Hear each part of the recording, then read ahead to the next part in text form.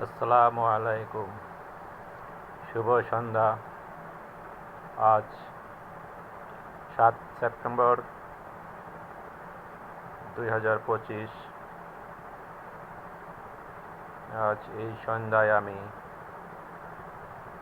আলোচনা করছি আমাদের জাতীয় নির্বাচন এবং ভোটার সংক্রান্ত বিষয়ের উপর। আমাদের এনআইডি আছে, ভোটার লিস্ট আছে। এনআইডির 60 হতে 70% ভুলে ভরা, এটা নিশ্চিত, 100% নিশ্চিত। দক্ষতার অভাব, অদক্ষতার কারণে আমাদের এনআইডিগুলো ত্রুটিপূর্ণ।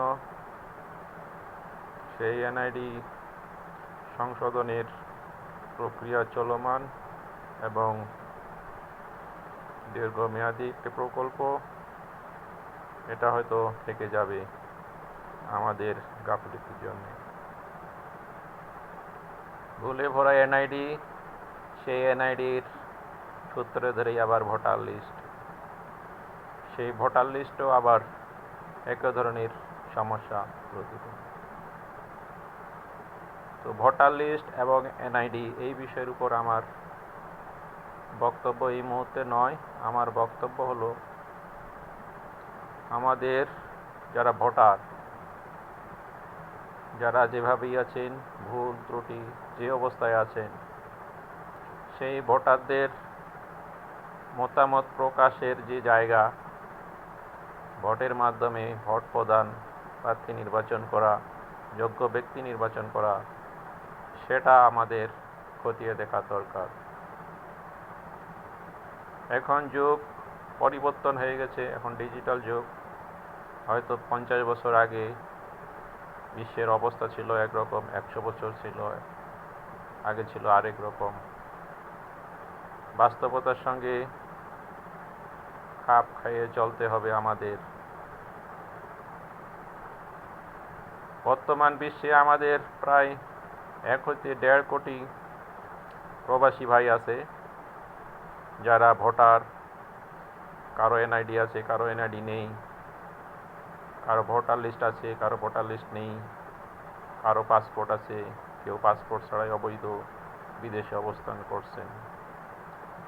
বিভিন্ন প্রেক্ষাপটে আমাদের সাধারণ মানুষ জীবন সংগ্রাম করে যাচ্ছে বিশ্বব্যাপী। এই বিশ্বব্যাপী অবস্থানকালে পৃথিবীর যে যেখানেই থাকুক, সেখান থেকে যেন ভোট দিতে পারে, সেটা নিশ্চিত করা অপরিহার্য হয়ে গেছে। এখন আর আমাদের 50 বছর 100 বছর আগের দিকে তাকিয়ে থেকে লাভ নেই। আমাদের এই যুগের সঙ্গে তাল মিলিয়ে চলতে হবে। আমাদের যেসব জনসাধারণ, প্রবাসী ভাই পৃথিবীর যে যেখানেই থাকুক না কেন, তারা যেন তাদের ভোটটি দিতে পারেন, সেটা নিশ্চিত করা অত্যন্ত জরুরি। এখন ভোট তো দেওয়ার বিষয়ে জরুরি হয়ে গেল। ভোটটা কোথায় দিবে, কিভাবে দিবে? আমরা যে যে কেন্দ্রে অবস্থান করে তাদের সেই কেন্দ্রে সরাসরি ভোট দেওয়ার সুযোগ আছে। কিন্তু যদি কোনো ভোটার কেন্দ্রের বাইরে অন্য কোনো এলাকায়, অন্য কোনো জেলায়, অন্য কোনো দেশে অবস্থান করে, তখন তার ভোট দেওয়ার সুযোগ দিতে হবে অনলাইনের মাধ্যমে। সেই অনলাইনের মাধ্যম, যে মাধ্যমটা হয়তো 10 দিন, 7 দিন, 5 দিন এমন পূর্ব থেকে ডিক্লেয়ার করতে হবে, যেন অনলাইনে আবার সব বিজি না হয়ে পড়ে। গোপনীয়তা রক্ষা করে অনলাইনে এই ভোটগুলো সংগ্রহ করতে হবে। এটা একটা গুরুত্বপূর্ণ বিষয়। অনলাইনে ভোট দেওয়ার সুযোগটি 1 সপ্তাহ পূর্ব থেকে দেওয়া উচিত। তাহলে যে যেখানেই থাকুক না কেন, তারা তাদের মনোনীত প্রার্থীকে ভোট দিতে পারবেন বিশ্বের যে কোনো প্রান্ত থেকে, এবং সশরীরে নির্ধারিত তারিখে যে ভোটটি হবে সেই ভোটটির সঙ্গে অনলাইনে প্রদানকৃত ভোটটি সংযোগ হবে। এটা একটা কমিশন, একটা কমিটির মাধ্যমে একটা নীতিমালার মধ্যে নিয়ে আসা যেতে পারে। এখন দেশের বাইরে, দেশের বিভিন্ন স্থানে অবস্থানকালে যারা ভোট দিবে তাদের এই অনলাইনে ভোট দেওয়ার বিধান চালু করা জরুরি। এখন কে কোথায় ভোট দিবে এটা একটি বিষয়।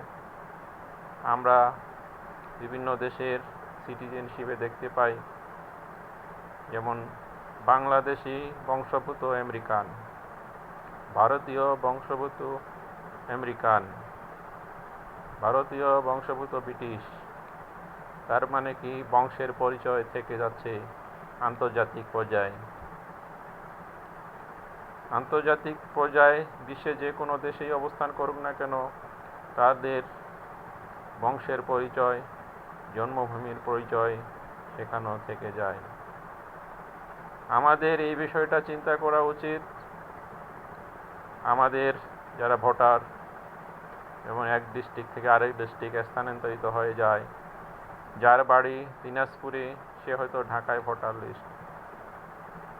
ভোটার লিস্টে তার নাম আছে, সেখানে ভোট দেওয়ার সুযোগ আছে, কিন্তু সেখানে জনপ্রতিনিধি তার নয়, তার মত প্রকাশ সেখানে কোনো সুফল দিবে না। কোনো এক ব্যক্তি কর্মক্ষেত্রে, বাড়ি রাজশাহী, কর্মক্ষেত্র চট্টগ্রাম, কর্মক্ষেত্রেই তার ভোটার লিস্ট আছে, নাম আছে। তার কর্মক্ষেত্রে যে ব্যক্তিকে ভোট দিবে সেই ব্যক্তি তার কোনো কাজের জন্য না, তার মতামতের জন্য তার প্রয়োজন নেই। তাহলে এই যে আমাদের অবস্থার বিচ্যুতি, এই বিচ্যুতিগুলোকে আমরা সংস্কারের মধ্যে নিয়ে আসতে পারি। অর্থাৎ যার যেখানে জন্মভূমি সেখানেই তাকে ভোট দেওয়ার বিধান দিতে হবে। সেই ক্ষেত্রে আমরা পার্মানেন্ট অ্যাড্রেসকে নিতে পারি। আবার পার্মানেন্ট অ্যাড্রেসের মধ্যেও সমস্যা। কেউ হয়তো দিনাজপুরে যার বাড়ি, সে ঢাকা শহরে জায়গা কিনে বাড়ি করে সেখানে পার্মানেন্ট হয়ে গেল। এভাবে আমরা তাকে পার্মানেন্ট করে নিচ্ছি, কিন্তু এটাও যুক্তিসঙ্গত নয়। যখন তার চেয়ারম্যানের সার্টিফিকেটের প্রয়োজন হয় তখন তাকে গ্রামে আসতে হয়। যখন তার জমির খোঁজ খবর নিতে হয়, মামলা মোকদ্দমা করতে হয়, তখন তার চেয়ারম্যানের প্রয়োজন হয়, এমপির প্রয়োজন হয়, মন্ত্রীর প্রয়োজন হয়। তো এইসব বিষয় চিন্তা করে সে পার্মানেন্টে যেখানেই করুক, তার স্থায়ী ঠিকানা, জন্মসূত্র যেখানে, সেখানেই হবে তার ভোটার লিস্টের এবং ভোট দেওয়ার জায়গা। এটাই হলো বাস্তবতা। আলী বাবা, বিটিভি, ঢাকা।